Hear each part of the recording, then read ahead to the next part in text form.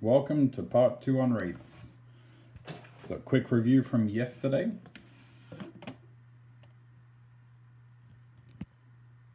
If Ruby throws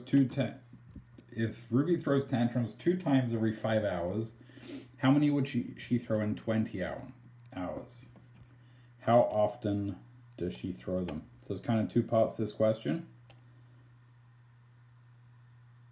So the first part.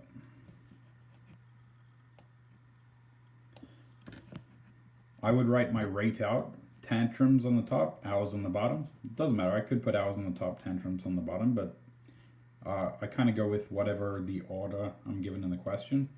So 2 tantrums in 5 hours is equal to how many tantrums in 20 hours. If I set it up on my page like this, then it's very easy to go about it. Okay, I'm missing tantrums, but I have both hours, so I can actually find the scale factor between 20 and 5.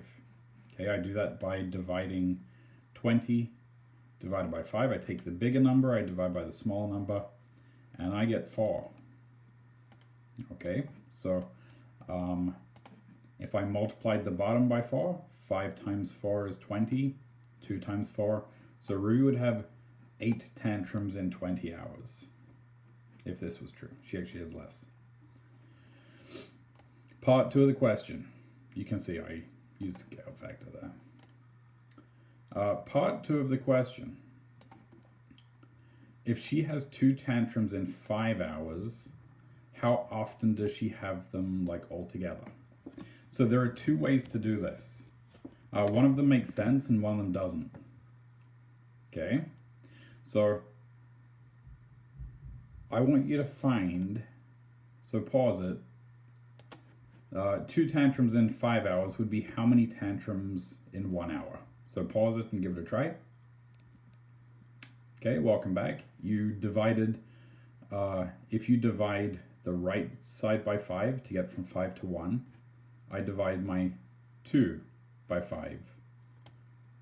So I'd get 0.4 tantrums.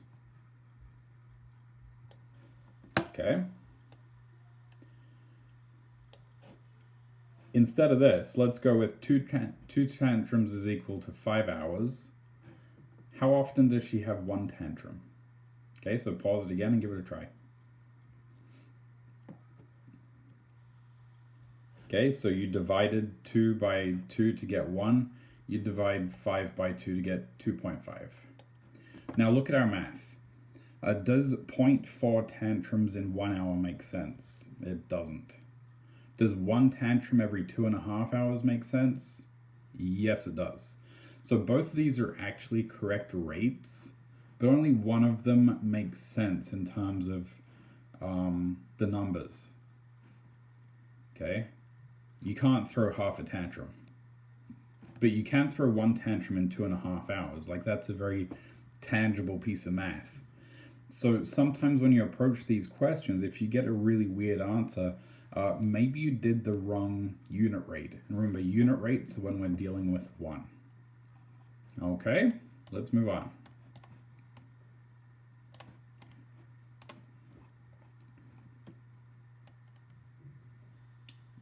These are legit numbers. During his Marathon of Hope, Terry Fox ran from Pickering to Scarborough Town Centre in Toronto. He covered the distance of 30 kilometers in about 8 hours. Terry also ran from Sudbury to Sault Ste. Marie. He took about 56 hours to travel the 245 kilometers. Which section was he going faster? Okay, so take a look.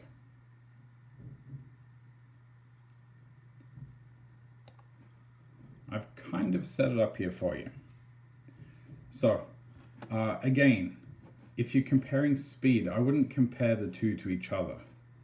Okay, if I did the 30 kilometers in 8 hours and compared it to 245 and 56, if I changed this to a blank and did 56, I think I'd have some troubles.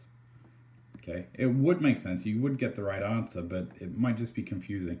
So it's actually easier to use unit rates with both. Okay, so pause it and see if you can calculate both.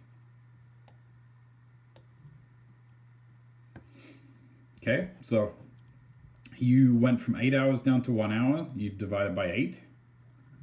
So I take my 30, I divide by 8. So Terry Fox ran this section from Pickering to Toronto at a speed of 3.75 kilometers in 1 hour. That makes sense.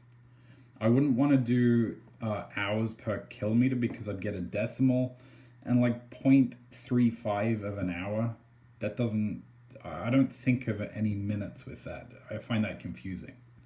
So kilometers in 1 hour, that makes sense. That's how we measure speed. So same thing over here. I've got my 245 kilometers in 56 hours. How fast, how long did it take him? Sorry, in 1 hour, how far would he go? So I divide this side by 56, I divide that side by 56. Well, there you go. So he actually ran faster in his leg from Sudbury to Sault Ste. Marie than he did from Pickering to Toronto.